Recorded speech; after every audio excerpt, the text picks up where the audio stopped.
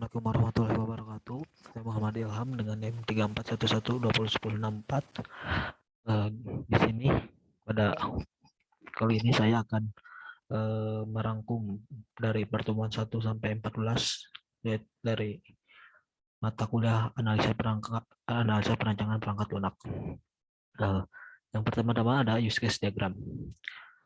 Pengertian dari use case diagram. Use case diagram adalah salah satu dari berbagai jenis diagram UML yang menggambarkan hubungan interaksi antar sistem dan aktor. Use case dapat mendeskripsikan tipe interaksi antara si pengguna, sistem, dan sistemnya. Use case diagram merupakan sesuatu yang mudah dipelajari. Langkah awal untuk melakukan pemodelan tentu perlunya suatu diagram yang mampu menjabarkan aksi aktor dengan aksi sistem itu sendiri, seperti yang terdapat pada use case diagram.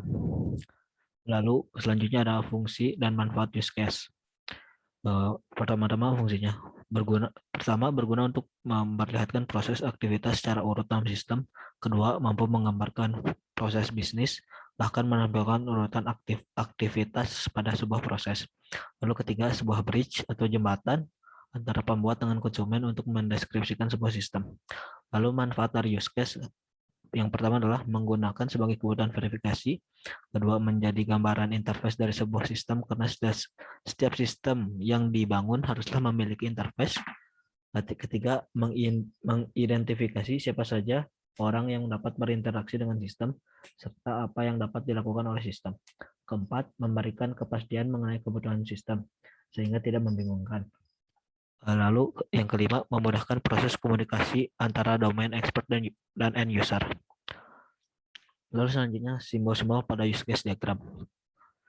Bisa dilihat pertama-tama ada aktor. Aktor memiliki peran sebagai orang, sistem yang lain atau alat ketika berkomunikasi dengan use case. Lalu ada use case, abstraksi dan interaksi antara sistem dan aktor. Lalu selanjutnya ada association. Abstraksi dari penghubung antara aktor dengan use case. Lalu selanjutnya ada generalisasi, menunjukkan spesialisasi aktor untuk dapat berpartisipasi dengan use case. Lalu ada include, menunjukkan bahwa suatu use case seluruhnya merupakan fungsionalitas dari use case lainnya. Lalu ada extend, menunjukkan bahwa suatu use case merupakan tambahan fungsional dari use case lainnya jika suatu kondisi terpenuhi. Lalu selanjutnya ada activity diagram. Pengertian activity diagram. Diagram aktivitas adalah diagram yang memberikan gambaran secara visual akan suatu kegiatan atau aktivitas, baik itu suatu sistem, proses bisnis, workflow, dan proses lainnya. Diagram ini berfungsi kepada aktivitas-aktivitas yang dilakukan oleh sesuatu atau seseorang yang memang bertanggung jawab terhadap aktivitas tersebut. Activity diagram for use case. Saat membuat use case, terdapat penjelasan mengenai use case tersebut yang diletakkan di bagian spesifikasi use case, di mana alur flow use case dijelaskan dengan menggunakan tekstual menggunakan teks. Lalu selanjutnya action atau activity node. Suatu diagram aktivitas memiliki banyak aksi, diantaranya adalah untuk menggambarkan fungsi primitif seperti fungsi aritmatika. Kedua, menggambarkan suatu aktivitas dari sistem yang akan dibangun. Lalu ketiga, menggambarkan suatu aktivitas apapun selama itu berkaitan dengan penggunaan tools yang tepat. Lalu selanjutnya ada initial dan final node. Karena diagram aktivitas menjelaskan suatu aliran, maka suatu aliran ada awal dan akhir. Final node terdiri dari dua, yaitu final node activity, yang artinya adalah menghentikan seluruh aktivitas bila sudah mencapai final node. Lalu final node flow, yang artinya menghentikan suatu aliran saja tanpa memberhentikan seluruh aktivitas dalam aliran. Lalu selanjutnya ada decision and merge node, digunakan untuk mengontrol suatu aliran. Decision digunakan untuk kondisi if, else. Merge digunakan untuk menyatukan aliran aktivitas. Namun, asinkronisasi yang artinya tidak harus menunggu semua aliran datang. Lalu selanjutnya ada partisi atau swim lanes, digunakan untuk mengimbangi kepada sesuatu, apa, atau siapa yang bertanggung jawab kepada aktivitas tertentu. Lalu selanjutnya ada fork dan join node. Fork digunakan untuk membagi aliran yang masuk menjadi beberapa aliran yang keluar. Aliran aktivitas yang keluar dari node ini dapat dilakukan secara paralel atau bersamaan. Tidak harus menunggu aktivitas yang lain selesai terlebih dahulu. Join Join digunakan untuk menggabungkan beberapa aliran yang masuk menjadi satu aliran keluar. Di sini dilakukan sinkronisasi, yang artinya semua aliran aktivitas yang masuk ke node ini harus selesai terlebih dahulu sebelum keluar dari node tersebut. Lalu selanjutnya ada kelas diagram. Pengertian dari kelas diagram. Kelas adalah sebuah spesifikasi yang jika diinstansiasi akan menghasilkan sebuah objek dan merupakan inti dari pengembangan dan desain berorientasi objek. Kelas menggambarkan keadaan, atribut atau properti suatu sistem, sekaligus menawarkan layanan untuk memanipulasi keadaan tersebut, metode atau fungsi. Kelas diagram menggambarkan struktur dan deskripsi kelas, package, dan objek beserta hubungan satu sama lain seperti containment, pewarisan, asosiasi, dan yang lainnya. Lalu ada classes atau kelas. Kelas adalah deskripsi dari himpunan objek yang memiliki atribut yang sama, operasi, hubungan, dan semantik. Secara grafis, sebuah kelas dirender sebagai persegi panjang, biasanya termasuk namanya, atribut, dan operasi secara terpisah kompartemen yang ditunjuk. Nama kelas adalah satu-satunya tag yang diperlukan dalam representasi grafis kelas. Itu selalu muncul di kompartemen paling atas. Lalu selanjutnya ada atribut kelas. Atribut adalah properti bernama dari kelas yang menggambarkan objek yang dimodelkan. Dalam diagram kelas, atribut muncul di kompartemen kedua tepat di bawah kompartemen nama. Lalu selanjutnya ada count.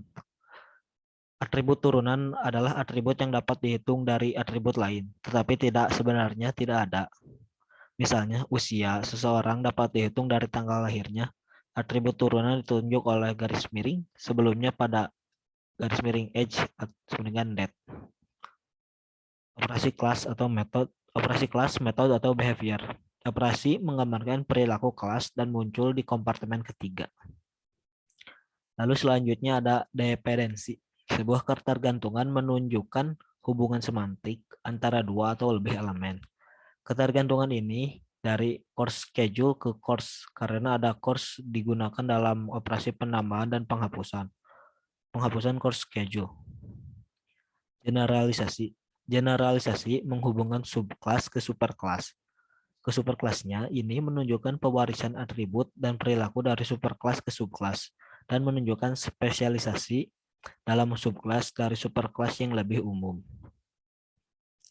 Relasi asosiasi. Jika dua kelas dalam model perlu berkomunikasi satu sama lain, maka harus ada penghubung di antara mereka. Relasi agresi. Agregasi merupakan hubungan antara dua kelas di mana kelas yang satu merupakan bagian dari kelas yang lain. Namun, kedua kelas ini dapat berdiri sendiri-sendiri. Agregasi sering juga disebut relasi part of atau relasi whole part. Simbol yang digunakan adalah hollow diamond. Relasi komposisi. Komposisi merupakan bentuk khusus dari agregasi, di mana kelas menjadi part atau bagian baru dapat diciptakan setelah kelas menjadi whole atau seluruhnya dibuat, dan ketika kelas menjadi whole dimusnahkan, maka kelas yang menjadi part ikut musnah. Simbolnya black diamond. Simbol panah menyatakan navigable atau navigasi. Lalu selanjutnya ada sequence diagram. Pengertian dari sequence diagram. Sequence diagram atau diagram urutan adalah sebuah diagram yang digunakan untuk menjelaskan dan menampilkan interaksi antar objek-objek dalam menampilkan sebuah sistem secara terperinci.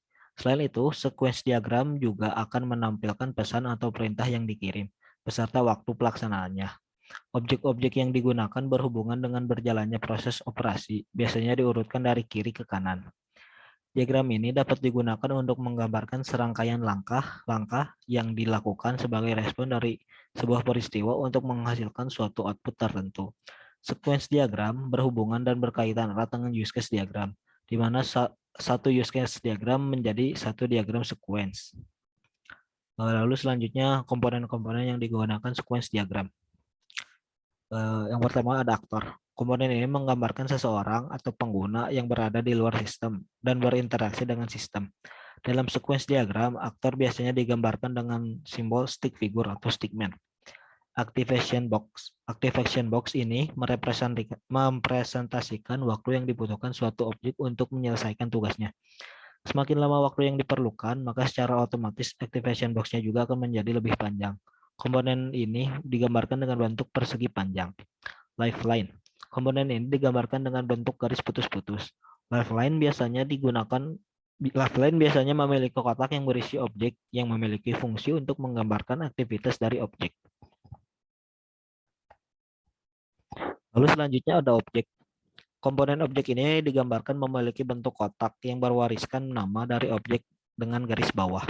Biasanya objek berfungsi untuk mendokumentasikan perilaku sebuah objek pada sebuah sistem. Lalu ada message box. Komponen ini untuk menggambarkan komunikasi antar objek. Message biasanya muncul secara berurutan pada lifeline. Komponen message ini dapat direpresentasikan dengan anak panah. Inti dari sebuah diagram urutan atau sequence diagram terdapat pada komponen lifeline dan message ini. Lalu ada state diagram. State diagram adalah diagram yang digunakan untuk mendeskripsikan perilaku sistem. State diagram mendeskripsikan semua kondisi yang mungkin muncul sebagai sebuah objek begitu pula dengan event. Elemen-elemen di dalam state diagram adalah kotak yang merepresentasikan state sebuah objek dan tanda panah untuk menunjukkan perpindahan ke state selanjutnya. Bagian aktivitas dari simbol state menggambarkan aktivitas objek yang akan dilakukan selama di dalam state. Lalu selanjutnya ada komponen-komponen yang digunakan dalam state diagram.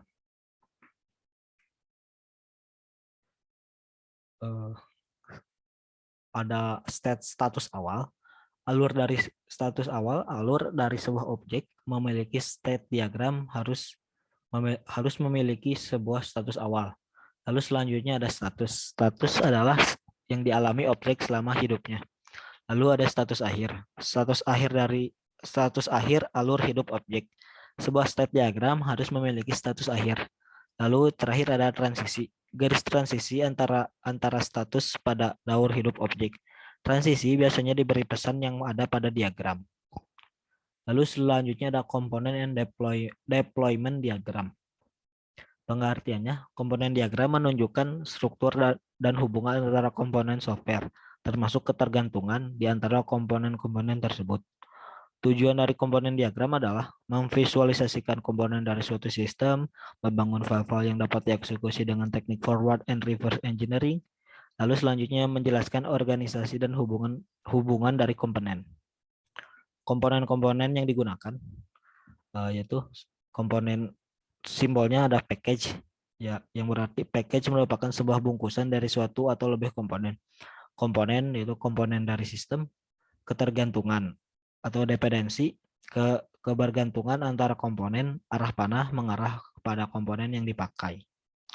Lalu ada interface, sama dengan konsep interface pada PBO atau pemrograman berorientasi objek, yaitu sebagai antarmuka komponen agar tidak mengakses langsung ke komponen. Lalu ada link sebagai penghubung.